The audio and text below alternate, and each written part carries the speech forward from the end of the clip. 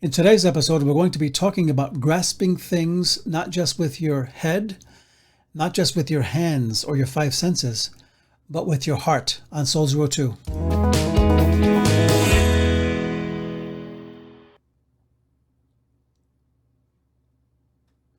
And welcome to Soul Zero 2. This is the podcast that's putting the oxygen back into the Christian life, one soul at a time. And I want to talk to you today about just a scripture that came up in Job, that I went through Job a couple months ago.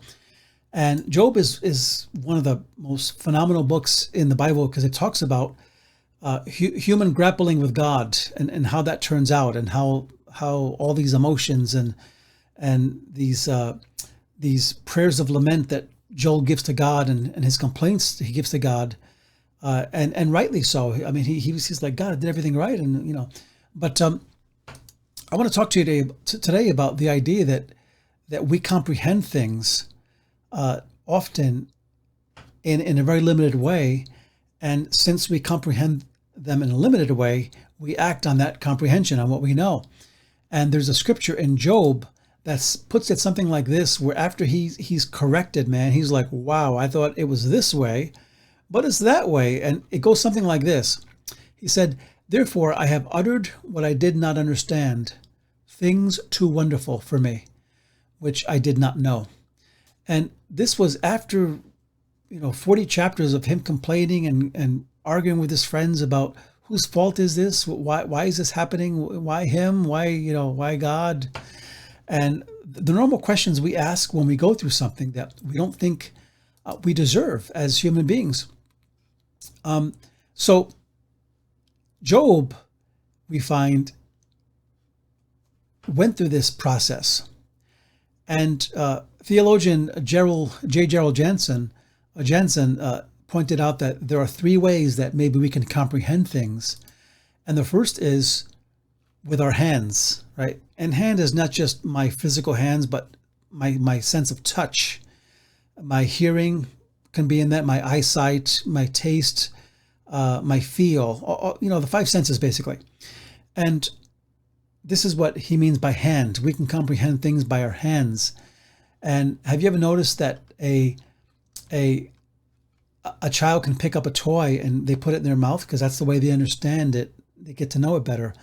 A dog sniffs something. That's the way he understands it, or she understands it. And that's a way of knowing, right? By touch, by the senses.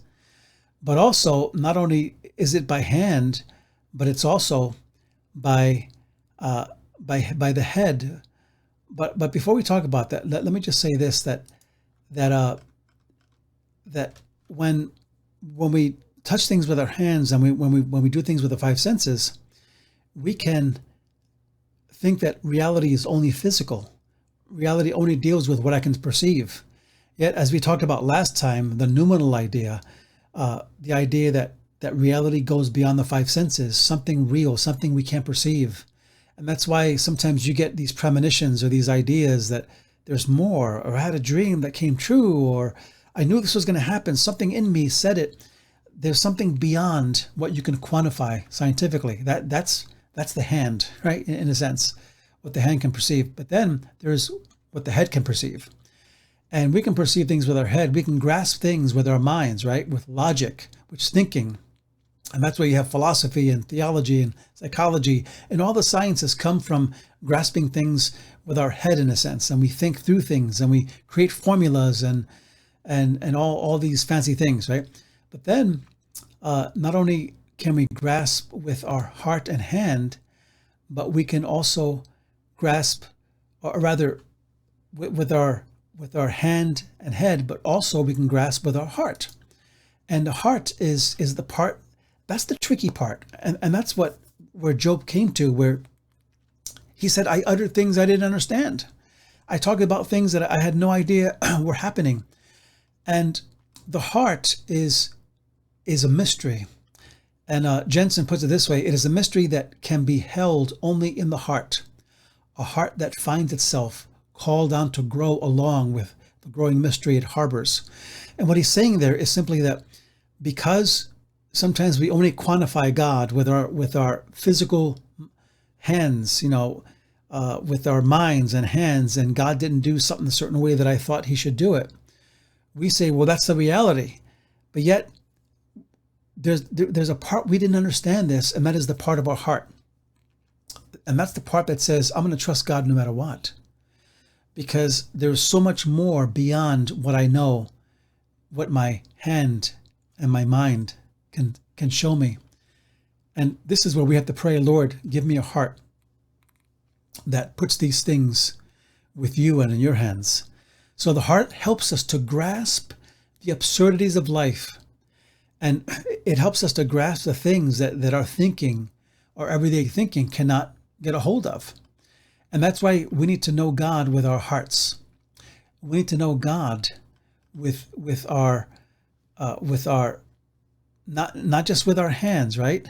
Not just with our hands, right? We try to grasp things with our hands, and not just with our heads, because we tried that and it doesn't work out too well. But with our hearts, with a part of us that says, God, I can't do this without you. I can't figure this out without you, God. And this is why it's so important that we learn this principle, because suffering does come, especially when you follow Christ. There's suffering. That's part of the deal. He never hides those price tags.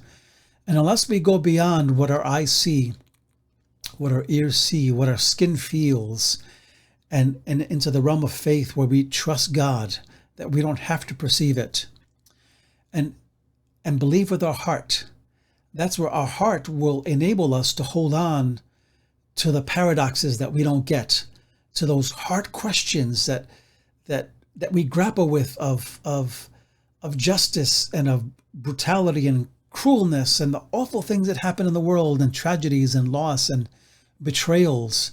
And last time we spoke about the numinal idea that, beyond the five senses. So if I can ask one more question, which way do we understand, right? How do you understand things? How do you perceive things? Do you just go by physical senses? Do you just say, well, if I can't prove it scientifically, I'm not going to believe it? I believe in empirical evidence, right? And hey, no judgment on that. But I will tell you, it'll be very, very hard when suffering comes, because if we only put it in a context of science and understanding it with your mind and hands, then we're going to have a real hard time. But when you understand things with your heart, that's when you begin touching the realm of faith.